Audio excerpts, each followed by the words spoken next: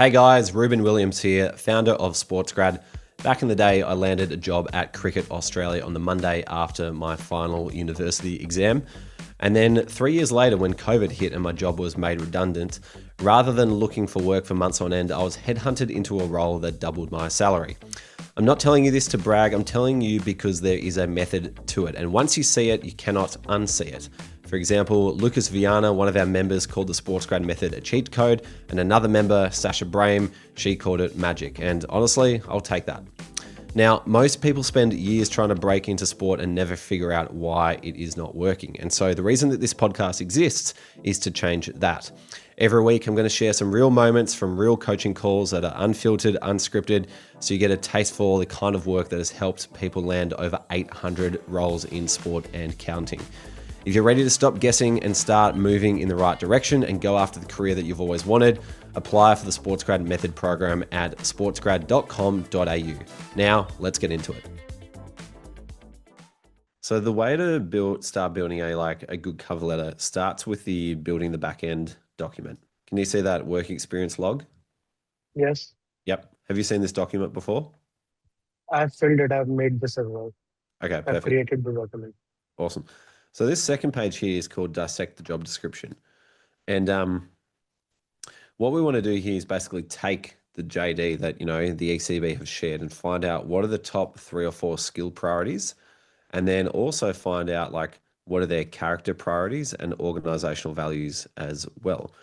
And you can do that by skimming through the job description or also going onto their website. Back in the day before AI, I used to literally count the number of words that are related to a particular skill and then tally them up and rank them. Obviously, with AI, you can get it to do it in a heartbeat now. But the main thing that's important here is you want to find out what are the things that are most important to the ECB, because you're going to use that to formulate your application. So once I've got that, then I would go across to, that's when you'd go back to your experience log and be like, okay, event management. What's my best event management experience? Click on that. If we get clear all, if we go clear and then go event, I can tick that. And now I'll show, all right, cool. These are my event management experiences. So now I'm like, all right, these are the things I need to use when talking about it.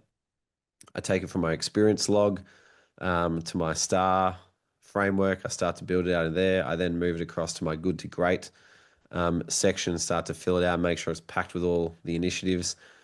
And then we get to this cover letter skeleton here. And this is kind of what you want to use to break it down. So do what you've done in the intro by using something like this, by number 1, introducing yourself and the job you're applying for, mention why you're applying for the job, and quickly summarize why you are a strong candidate by using language something like, through a willingness to introduce ideas, a diligent approach to managing logistics, and a high degree of energy that I believe will contribute to the success of the Sydney Sixers match day experience. You want to, workshop and make it work for you, but basically kind of combine what you've got and share that hey, this is what I'm about to share with you. Kind of like with Noah's example before in the LinkedIn content, where it's like, hey, here are the things that I'm about to teach you. Here are the things coming up. So then you want to go through and write your paragraphs based on the things that they're looking for. So paragraph number 1 should be on their top skill that they had listed. So if we go back here in my dissect the JD template, I can see, okay, event management was skill number 1, customer focus number 2, communication number 3. So when I get to my cover letter, I should be able to find skills that, or sorry, the stories that I have related to those skills and fill them into here.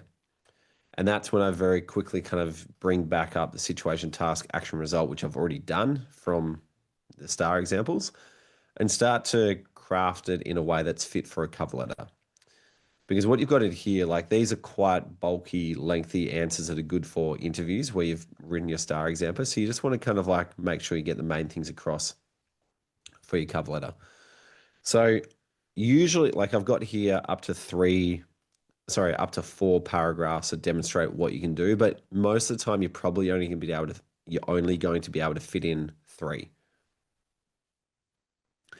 And then you go into your conclusion, whereby you very simply kind of summarize and reinforce like the skills and experience and how you match that, reinforce why you want the job, and then also kind of, tie it off by explaining to the organization the benefit that they are going to get by hiring you. And this is a very conscious sort of prompt I've put in to stop you from saying, I desperately want this job. Okay. It's not about what you want, it's about how you can add value to the organization. So that's what we tie it off with. Okay. So anyway, feedback for you is at the moment, you've kind of brushed across about probably 3 experiences that you had listed there.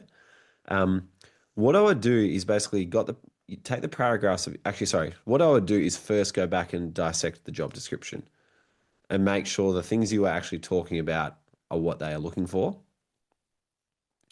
And when you are writing those paragraphs, you want to write it in a way that kind of puts the skill at the forefront of the paragraph, rather than put your job title at the forefront of the paragraph. Okay, particularly for the kind of jobs that you're applying for, you'd lead by saying like, I have demonstrated, my event management skills through my role at X, or I, developed my communication skills through my other role at Y.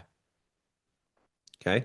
So then they can very quickly see in the first sentence, in the first half of the first sentence, like, okay, Yash has got event management skills. Yash has got communication skills. They don't have to kind of try and read between the lines of what does that job title mean and who's that organization you're working for, to try and work out, can Yash talk to customers? Does that make sense? Yes. Perfect. So that's where I'd start, and then come back to this and just kind of build out that star framework for your skeleton, and add the necessary details that you have, which, like, I can see in your example, like you've already gone ahead and added numbers, which is really valuable too. So make sure you keep leaning on things like that, and set a goal to try and fill out the entire page, because you've got enough stuff to talk about, particularly with like the work that you've done for your family's business. You've got enough to talk about, so you might as well use every inch of that page that you've got. The other thing as well Okay. is with your formatting, like, it looks really professionally laid out. You've done an excellent job, but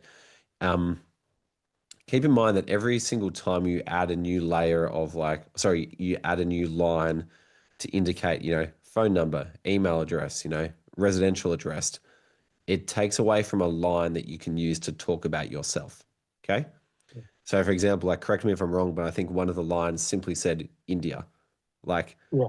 either move that on the assumption that people know where Mumbai is, or, move it up to that line, and that will give you an extra line to talk about yourself. All right, guys, that is all for today. I hope you enjoyed that and got something out of it. If you want to learn directly from me and our other SportsGrad coaches who are working directly in the industry, then jump into the SportsGrad Method program. Once you're inside, you'll also get access to the entire SportsGrad Method curriculum that comes with a 90-day roadmap, so you know exactly what to do next. There is a step-by-step system to this. You do not have to think of what to do. We have thought of it all for you. Plus, you can tap into the SportsGrad network and get introductions to the people that might be hard to meet for you at the moment. Plus, you'll be surrounded by the wonderful SportsGrad community who are all helping each other get closer to their goals as well. So the results speak for themselves. Have a look at the website if you want to check it all out, but we'd love to see you inside and receive your application. See ya.